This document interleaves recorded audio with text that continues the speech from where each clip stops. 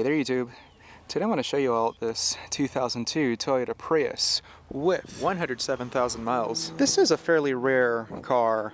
You really don't see that many of them on the road.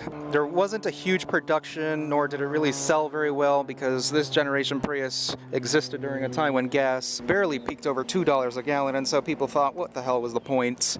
And when you think of the word hybrid, you think of Prius, and then you start dwindling down the list of hybrids that are now marketed. So yeah, the Prius became the staple when it comes to this class of vehicle. Market share for the Prius has came down somewhat, mainly because competitors such as the Ford C-Max and Fusion Hybrid have really eaten up into the market, but still the Prius is the #1 despite sales coming down. 45 city and 52 highway, I believe. It has the 1.5 liter 4-cylinder engine, good for 70 horsepower, and I think the electric motor added an additional 44, so it made a total of 114 horsepower. Don't expect this thing to accelerate like a crotch rocket. This thing went 0 to 60 in about 13 seconds. Once in a while you'll spot one on the highway, slowly trotting away. The majority of them are beaten up.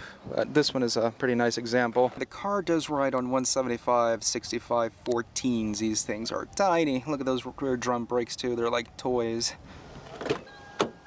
And the interior, for the most part, it's in good shape. Does need some cleaning, and that steering wheel is so worn. Adjustments to the seat down here, backrest, slide the seat back and forth with this bar. The door panel, everything up here, soft to the touch, side is padded, armrest is hard though. Driver window has auto up and down, window locks, door locks, and to dislodge the trunk and the fuel filler lid. Look inside the trunk. Wow, this thing is so light. Look at that with your fingers. You can tell the battery or whatever hybrid components, you can tell that they're taking up some of the space there. I assume the battery. But yeah, this is a fairly large trunk. You have your spare tire, little yellow donut, it's jack. The hinges do intrude somewhat.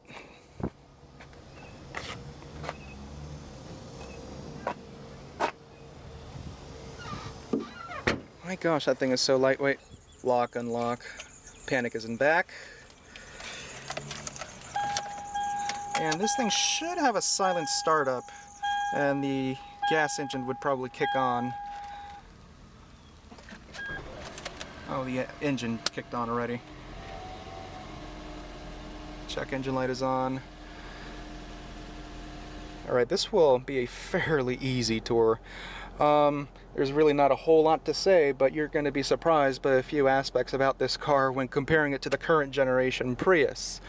Now, in terms of comfort, this thing is so roomy, you could just spread your legs wide open, give birth, and name your baby while you're at it. The seats are rather flat. There's no adjustments for thigh support. It is a little bit high off the ground, but still, thigh support is lacking, and you would have wished for a lot more. And you can't tilt the seat back either. So, I mean, yeah, this is a very flat seat. The backrest also very open, doesn't hug your back. But again, this is a very wide and roomy car, so at least it has that going for it. Interior quality, this is going to be pretty surprising. Part of this dashboard, soft to the touch, it's padded. Up here, plastic, but it's pretty much understandable. The speedometer up there, the gear selection, mileage, and whatever other statuses. I'm sure you're going to get more readouts here with the screen. The glove box, average sized. It's not damped. Again, everything here, soft touch materials, hazards, trip computer, it's up there actually.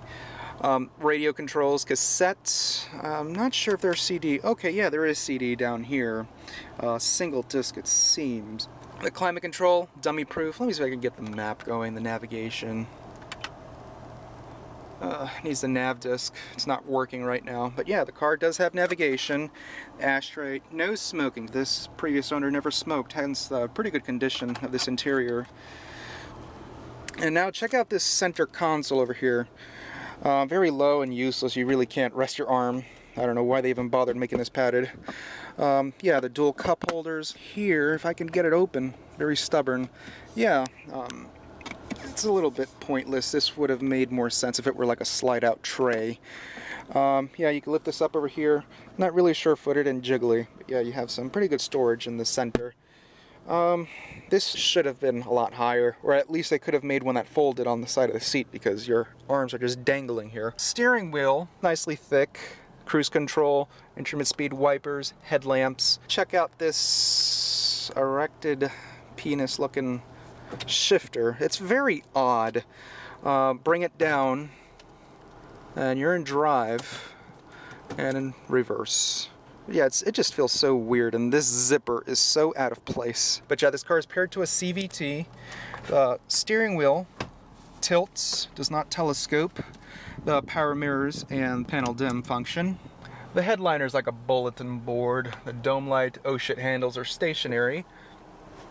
Sun visor is a little flap, only a mirror. Has the metal wire around the perimeter, so you can easily bend this sun visor out of shape. The map lights, and look at this mirror. It's like they stuck a piece of foil behind it. You see, right on the side, it's like peeling behind it. Yeah, the driver's side sun visor, also only a mirror. Looks as if it were glued or stitched on. Materials do carry over into the door panel. Nothing changes, identicals up front. There's no center armrest, and these seats don't fold down. Of course, components to the hybrid system will be in the way, so that kind of makes that impossible. Yeah, legroom really isn't that great. I had the seat adjusted to where I prefer. Though, if the driver is at least below 6 feet tall, like around 5'8", legroom in the back seat actually wouldn't be too bad. The seat is rather flat. You can see how it's just so horizontal. It could have been tilted up a little bit to make this more comfortable. Other than that, there's so much headroom in here. There's so much clearance above my head.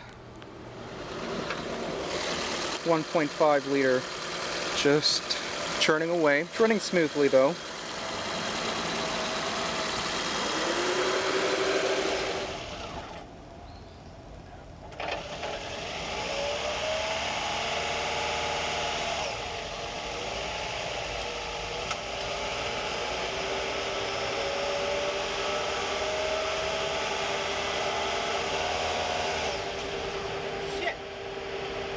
It's going to be very quiet, and the engine may even cut off at times. Well, it just did right now.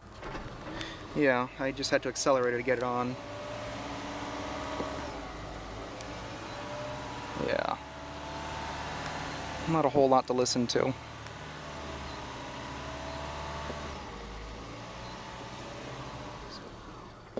See, it cut off again. Yeah, you heard the engine buzz right on again.